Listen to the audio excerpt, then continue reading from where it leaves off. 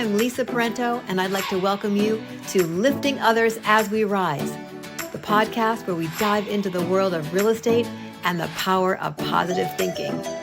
In each episode, we're going to bring you inspiring conversations with real estate professionals and other thought leaders who have really harnessed the power of lifting others up along their journeys. So let's get ready to elevate our mindset.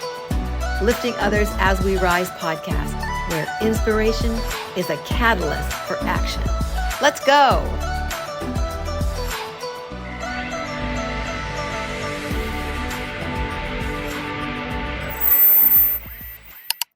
Welcome to Lifting Others as We Rise podcast. I am your host, Lisa Parenteau, realtor, team leader, CRS, broker associate, luxury realtor, but most importantly, Glamma, to Eloise Ann, who is 4.5, and brand new baby Hazel, who is just about 10 weeks old.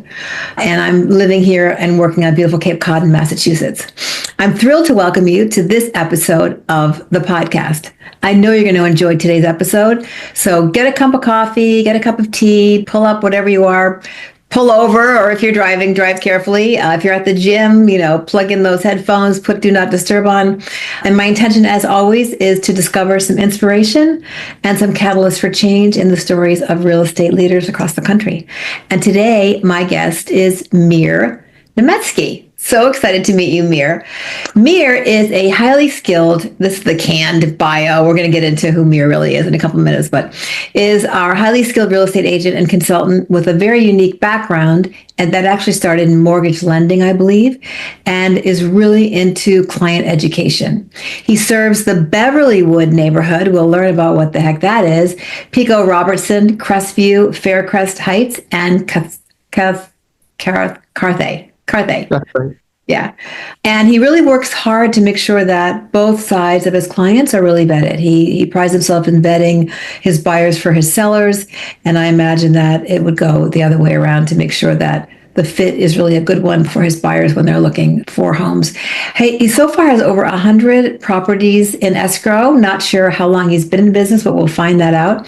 And 100 million in sales, which is a big deal, even for Beverlywood. I'm sure the average price point there is far higher than many parts of the country, I'm quite sure. He's also really committed to personalizing service, as I know most of us are. And I'm just so looking forward to learning more about Meir, about his market, but more importantly, what has brought Meir here today at the end of 2024, and what all that looks like in terms of life and family and all of that. So welcome, Meir. Thank you. That was quite the introduction, and you've done a better job of tracking my volume than I have. I really didn't know. I think I impressed Congratulations. myself. Thank you.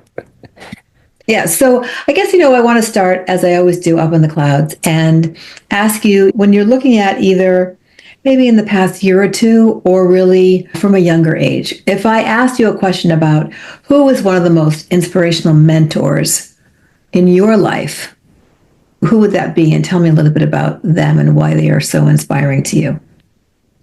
Yeah, it would be, especially in this context, it would have to be my uncle.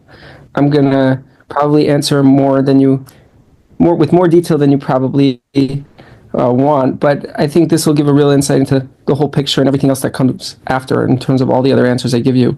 So I grew up in an Orthodox Jewish family, and my father was a principal. So for most of my upbringing, I was in schools that were run by people I knew, people I was related to. It was always one big family.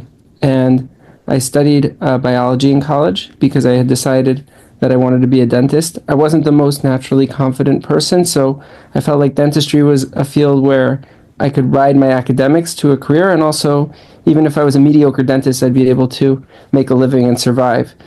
And in retrospect, that was probably a very unhealthy approach.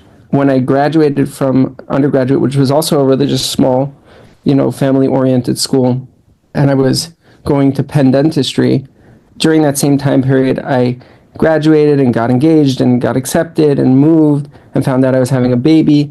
And the Jewish holidays came along before an anatomy exam, and I got a C. And that was like meltdown territory for me. I was really a perfectionist. Both my parents are in education, so the whole way up to that point, I had really focused on on really kind of controlling my destiny in the form of grades.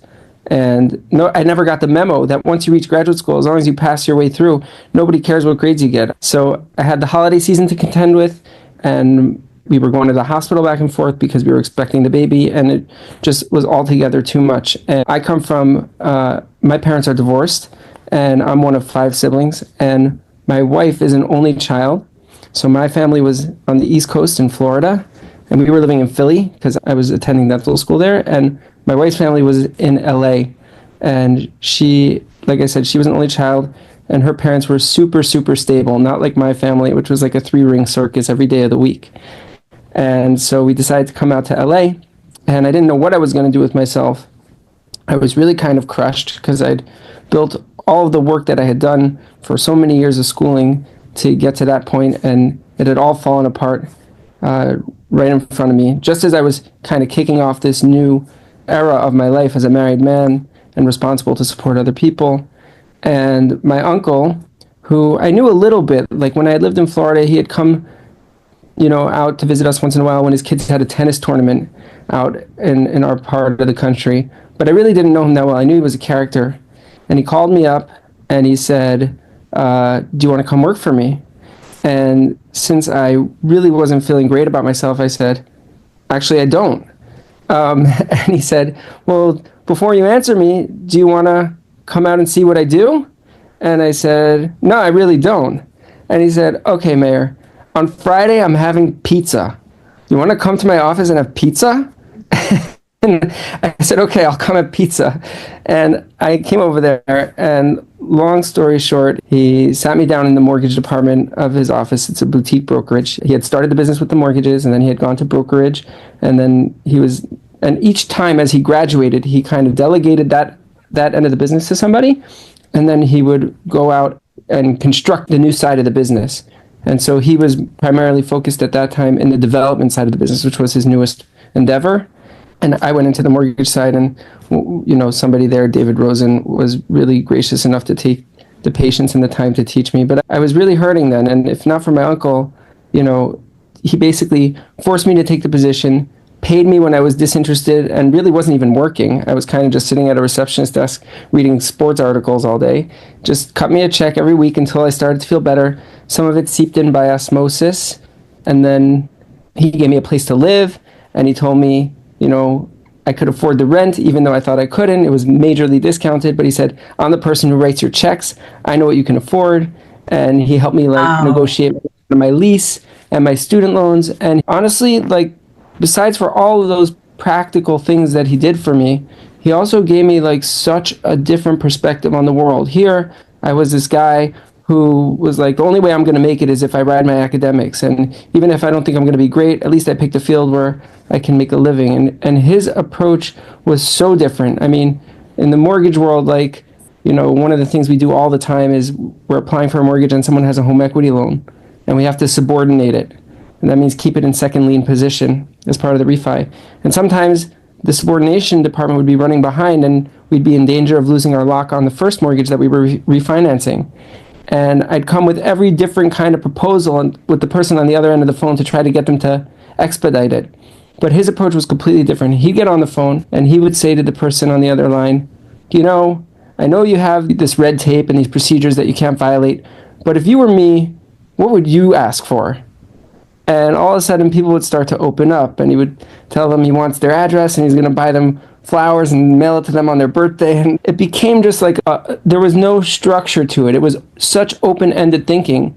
And that seems to be really, maybe the key there. Your prior focus had been from what you are talking about, help me if I'm not paraphrasing correctly, but paraphrasing, that your focus was very narrow and very black and white, and the metrics were set externally, and a C is not the end of the world. It's not an F. It's not even a D, right? And it was one exam from what you've told me. And then you said your entire career fell apart in front of your eyes. That's pretty dramatic for one grade. And your uncle looks like was the opposite, just saying, hey, how can we make this happen? And then waiting to see kind of what someone said. I mean, you couldn't talk about kind of more exact opposite. That must have been, really out of that challenge. It sounds like a resilience started to grow from you seeing that possibility there. Yeah, he embodied it in the way that he interacted with the people on the other side of the phone in his business, and he really embodied it with me. He just said, we're going to have you here, and we're going to pay you, and you're going to come and eat pizza, and however long it takes. And there was no program. I wasn't on the timeline, it was just going to be, and I had a leave of absence to dental school, and the first year I deferred it. And by the end of the second year, I said, I'm just enjoying this too much. This is too good of an opportunity to pass up. So I ended up... So what had happened? You talked about hearing and learning and by osmosis. I mean, in order to be a mortgage lender, an LO, you have to go through certain classes and get certifications. So, how did that transfer for you? When did the light start to go on and you start to enjoy versus sitting there looking at sports scores? I think really the sulking probably ended within a month or two. Okay. And then slowly I started to see that I was capable of doing small tasks and then building bigger tasks out of them and building bigger tasks out of them. And it was really a humbling experience because at that point, there was no job too small. I had to take whatever came in my direction. But it was also really inspiring to learn that you don't have to start out shooting for the stars. You could just do the thing in front of you every day and you'll grow. It will happen by itself. Yeah, I love that. Just do the thing in front of you. We future trip with everything, with our health, with our kids, with our career, with everything. We're like, woo, way down the road. We miss, I know, at least in my life, my work so often is to stay in the present moment. What is that taking? What does that take from me? What do I have to do to stay right here, to stay where my feet are and to do the next right thing here? Because I heard someone say, I'm never doing the wrong thing if I'm doing the next right thing. Right. And that's so true. And it sounds like you were just willing to put aside those metrics, that external set of metrics, which you lived by for, it sounds like, a good part of your life, And how was the family integrated into all of that? How did that integrate for you? What do you mean? Like, I can tell you your wife and your, when you're past your sulking, your self-described sulking, which for 1 month, that's not bad. A month, but you were out here and she was with her family. So she must have felt more supported and connected. Because it's really funny because it was a very obvious choice to move out here and be with her family, who's just, God bless my family, they're great people, but stability is not their strength. And her family is so stable. I joke that her father works for the government. He's lived the same day for the last 50 years. So, but even though it was a blessing to be able to come here, and she delivered a month after we got here. So it was really we really uprooted at the last minute. But truth be told, she actually never wanted to live in LA. She kind of wanted a fresh start somewhere else. She loved that when we lived in Philly, everybody was uprooted from their original social circle. We were all just kind of temporary dwellers in the university, and she really liked the new feeling of that. But, I was very blessed to find a career here, and it's not one that's easy to replace. So she's been a really good sport about it. But to tell you the truth, she never cared if I finished dental school or not. That was not even on the radar. I guess it's true love. I don't know. That's awesome. Yeah, that's awesome. So tell me a little bit about the catalyst for change that happened when you went from mortgage, from lending, and that's kind of it's not as belly to belly as real estate can be. But tell me, what was the catalyst for change that brought you from the mortgage side into actually selling or selling homes? Yeah. So actually, my second cousin, because this was like a family business, he was in the real estate side, working for my uncle also. His story was a little bit different, but my uncle took a lot of the wayward youth under his wings and decided to nurture them into full-fledged adults. But at a certain point, my second cousin, who was his real estate partner, who was responsible for the brokerage end of the business, departed. And I had watched him. I saw that there was potentially more upside in what he did because, I was selling products that people could get from a multitude of different sources. And to a certain extent, it felt like it was hard to distinguish myself. But I knew every property that we were able to pick up, each lead, was completely unique, and nobody could reproduce it exactly in that location with those features. And so I felt like that was really, if you could develop the connections with your personality, you could offer a product that was tough to reproduce. Of course, there would always be competition, but we wouldn't be selling the exact same thing. That was part of it. And I also realized that looking at tax returns, I just, I didn't want to do it forever. I wasn't very good at it. I was good at the basic loan coordination, putting together the credit package and satisfying conditions. But when things got when you had to really drill down into the numbers, I just wasn't a spreadsheet man. I wanted to be out talking to people. I didn't know if I could monetize that or not, but I wanted to at least give it a shot. And so when my second cousin departed, that space opened up and I became like a junior partner to my uncle on the real estate side. And actually, when new agents approach me and they say, like, what kind of tip can you give me? And what would be your best piece of advice? I would say, I only know one way, and it's the way that I developed. And I will tell you that by the time I went out on my own, I had already worked on 100 plus escrows, and I had already developed a reputation as someone who understood how to conduct the business.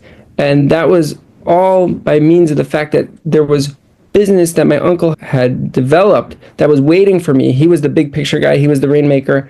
I was the guy in the trenches every day.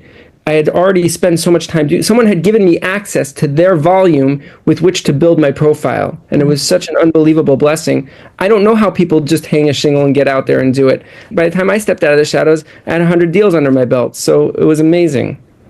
Well, you know what I hear, though? I hear also that you were, I don't know how aware of it you were because of your age, maybe you were, but you were willing to put your ego aside. I mean, you said you just took whatever deal came to you. You were willing to do whatever needed to be done. And I think that that's a piece of how you arrived to where you are, that my husband always says shavings make a pile, right? I mean, if you keep putting all those little things together, eventually you really do have something. And especially since pandemic, there's so many realtors who say, oh my God, this is nothing. Let me just put a sign in the yard. The thing's under agreement in 2 days. I'm going to dress up and drive a really expensive car. This is fantastic. Without realizing that, the real estate is not linear, and occasionally you will have a bluebird like that, very occasionally if you sell and you're around long enough. But really, it's a commitment to sticking with some people to make sure that they get into their house, however long that may take, 6 weeks or 6 months, seriously, sometimes we all have our stories of transactions that have just been beyond, but what I heard from you was around your willingness to put your ego aside, and that you built your success slowly, a little bit at a time, until you felt that confidence that you really have today. I see that. Thank God. I've been very blessed. I think, like I said, this guy, David, who ran the loan department and trained me, one day I asked him, like, are you really going to do that? Whatever. It was some menial task. And he was the head of the department. And he said to me, I'm a utility. And I kind of took that with me. Wherever I go, there's no job too small. And I think people appreciate that, because I think they feel that I'm dealing with something that's important in their life. For some of them, it's their biggest investment they'll ever make.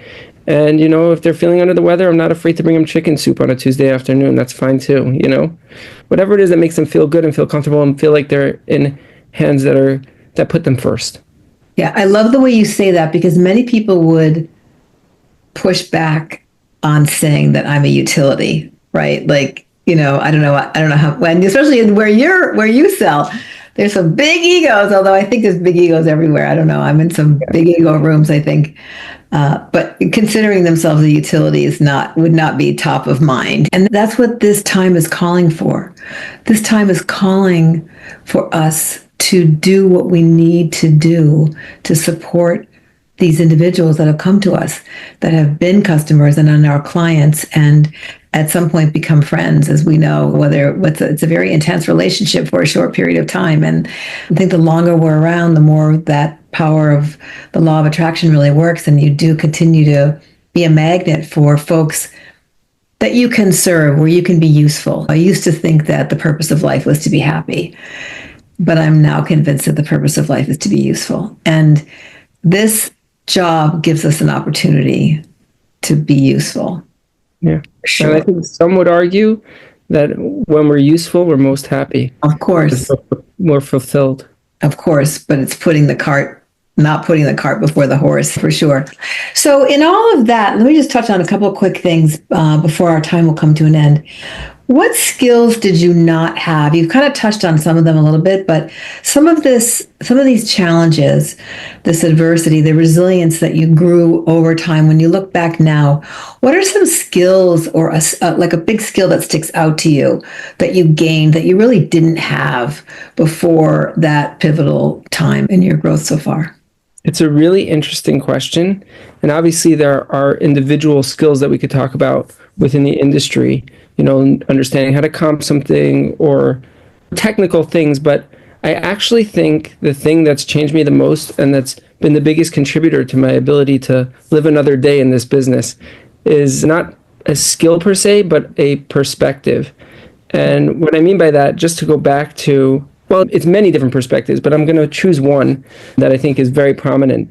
Like I said to you before, when I was pursuing dentistry, I felt like if I had this marketable skill that I could hang my hat on, then no matter what happened, I could always fall back on that.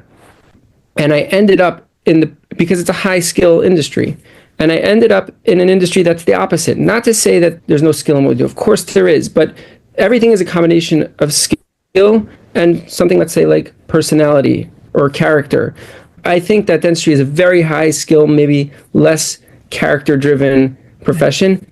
This profession is probably not as high a skill as something that's so technical, but it's very character driven. And I was afraid to be in something like that because I wasn't sure how that would work out for me. And now looking back at it, since there's been so many good years, and I can say, wow, I've made it in an industry, not because of what I know how to do, but because of who I am. That is so much more gratifying to me. I say this to my wife all the time. Like, it's great if people work with you because you know how to do something that not everybody can do. That's really cool. But I feel great because I do something that probably a lot of people could do, but they choose to do it with me anyway. They want to spend time with me on the phone. They trust that I'm going to take good care of them. It speaks to your character, and I take much more pride in who I am than what I do. I love that. I really love that. And I think that shines through for your clients. Absolutely. I think there's nothing more affirming than when you get that phone call from someone that you've done business with 2 years ago, 4 years ago, 10 years ago, and they are either needing to transact business again, or they have a close family member or a friend, and they want you to do that. And you go, I guess I must have been okay then, because that to me is the most, you do get to say at some point in your career, I'm 100% referral based, right? And there's nothing like that. There's nothing like that, really. You touched on it before when you said it can become an intense relationship.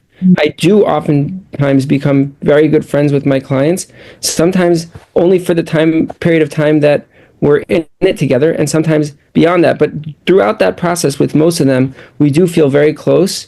And sometimes my clients will be like, I want to see this property. I'm just like, sure, when? And they say, can we do it on a Monday afternoon at 3? And I say, of course. And they say, really? I say, yeah, I'm the only joker who hangs out with friends for a living. So that's kind of what it feels like sometimes. Yeah, no, and we are blessed that is, the case. And I love, as you've told this story, kind of weaving to the man that you are today and the realtor that you are today. And I'm sure a great dad and a great husband as well, for sure. So let me ask you 2 quick questions then. Share with us a piece of advice that you received, and it could either be during that kind of turbulent time or more recently, a piece of advice that you feel really impacted your life in a way that you'd like to share here on the podcast that may touch someone else. Yeah, and it doesn't have to be real estate related, right? Oh, please, no. I usually say no, not real estate related. Yeah. Okay, good. I think the most inspirational thing I ever heard, and I love to repeat it, because when you get something like this, you just got to share it, I'm a big Dennis Prager fan. I'm sure not all of your audience is a fan of his, but he's not doing well. He's in the hospital. He had an accident, and I'm praying for his quick recovery. But I used to listen to him when I would go to sleep, and I'd fall asleep with my earbuds in my ear. And one time and usually I'm a deep sleeper. I'm an Olympic sleeper. But one time there was something he was saying, and it stirred me. And I woke up in the middle of the night, and I heard him say it, and it's really stayed with me. He said, "So many people want to get something out of themselves and they struggle to do so." Like, just as an example, something very rudimentary, like I struggled my whole teenage life and into early adulthood with waking up in the morning. I hated it. I didn't know how to do it. I wasn't fully conscious. I didn't feel like I had my full faculties to actually pull it together and do it. And he said they feel like because they can't get these basic things out of themselves, they feel like they're defective. They look at themselves like the machinery is an old beaten down jalopy. And he said, it's precisely the opposite. He said, if you took a regular driver, someone who's had their license for 10, 15 years, who knows how to drive, they have the basic skills, and you put them into an F-16 fighter jet, they don't know the first thing about how to operate that machine. He said, that's you. You're so sophisticated. You can't get down when you don't know how to operate yourself. You don't know how to drive yourself. You're such an incredible piece of technology. It takes work. It takes practice. And that just touched me in so many different challenges where I think, gosh, it's so simple. Why can't I just get to it? I remember that, I am finally waking up in the morning. Took a little love, took a little time, took a little training and awareness, but we're super, super elastic. We just have to give ourselves the time and the space to grow into what it is that we want to achieve. Yeah, absolutely. And along with that comes grace and gratitude. I think, being able to give yourself grace when you don't know something yet. And the worst thing is when we start to pile on all kinds of negative emotions onto ourselves, that just completely, we're adding our own speed blocks to our path, and then the gratitude that you say, oh yeah, that's right. I do get up now in the morning and I can do X, Y, and Z. And I did just get another referral client, and just the practice of putting yourself back there, pulling yourself in as soon as you start to go out there, and then pulling yourself back to gratitude and giving yourself grace. I think that's really good.